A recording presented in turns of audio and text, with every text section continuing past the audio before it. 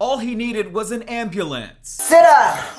Sit up! Now! They treated my son like he was an animal.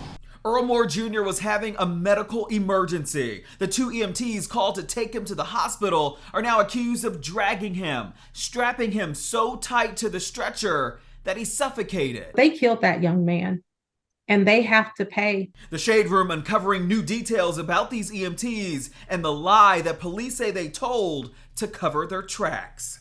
I'm Justin Carter. This is TSR Investigates.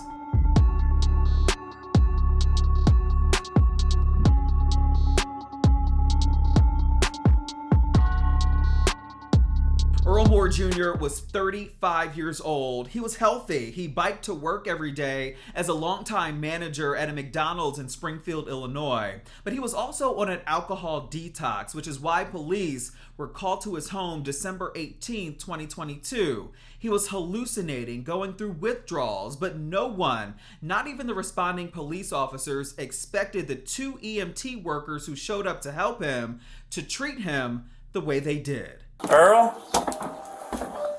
It's the police.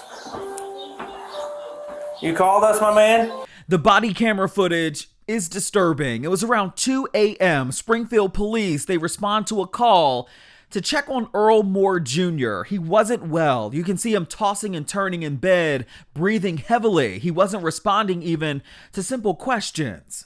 You know who the president is? Oh, we're gonna have an ambulance come check you out, my man. Make sure you're okay. But that call for an ambulance cost him his life. 50-year-old Peter Cadigan and 40-year-old Peggy Finley were the 2 EMTs who showed up about 15 minutes later. They worked for Lifestar Ambulance.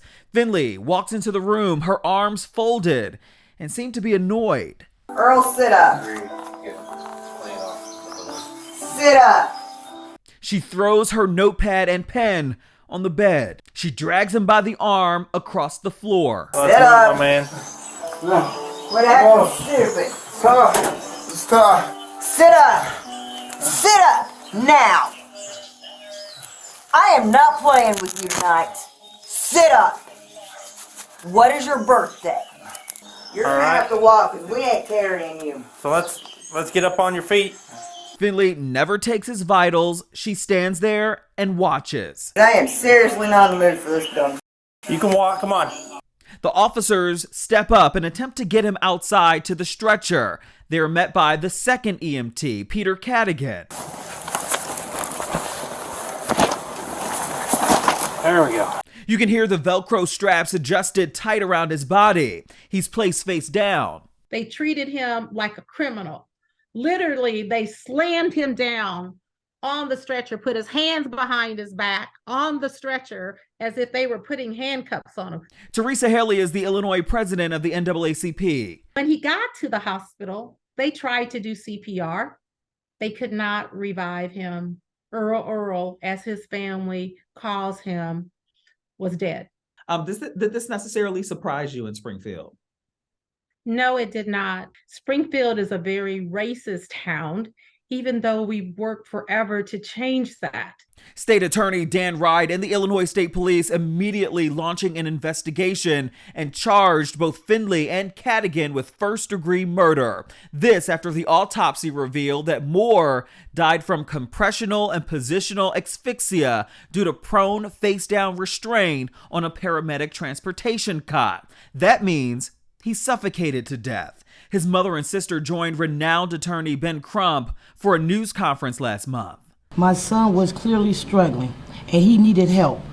He needed emergency medical attention. Instead, these workers treated him like he wasn't even human. I hope that these people are punished to the fullest extent of the law for torturing and killing my brother. And on January 31st, shocking new revelations about Finley's call to the hospital after they loaded him into the ambulance. St. John's, go ahead. We are currently inbound to your facility. On board, I have a 35-year-old male coming from home, coming to you for evaluation of some alcohol withdrawals.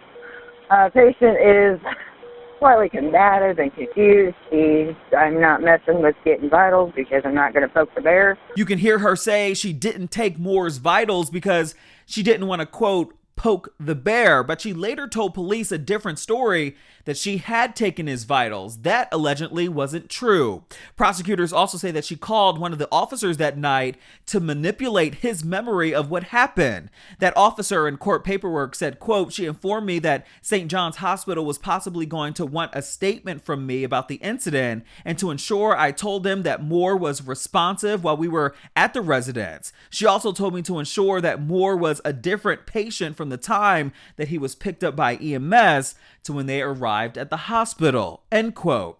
She also reported that Moore was combative, but prosecutors say the video does not lie. He was in a confused state of medical distress, unable to walk, and in desperate need of specialized care. The incline of the gurney changes your windpipe, and his fate at that point was sealed. By the time he got to the hospital, there was no saving the life of this good man. Finley also texted her fellow EMTs, quote, my F-up was not having police flip him over on his back and transporting him prone.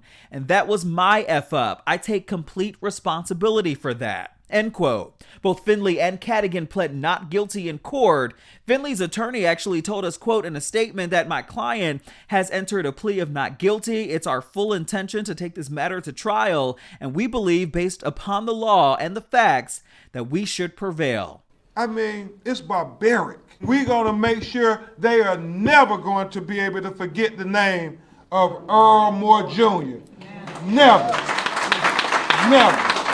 We did reach out to Lifestar Ambulance for a comment. They have previously denied any statement about this. Now, prosecutors also say that second EMT, Peter Cadigan, lied to police about never receiving training on patient positioning in his 30-year career as an EMT. But prosecutors say that was a lie because he did receive training 6 months prior. Now, both suspects were in court on Monday for a pretrial hearing to get their bonds lowered. The judge rejected that. They still remain in jail right now on $1 million bonds, and they're due back in court March 20th. For TSR Investigates, I'm Justin Carter.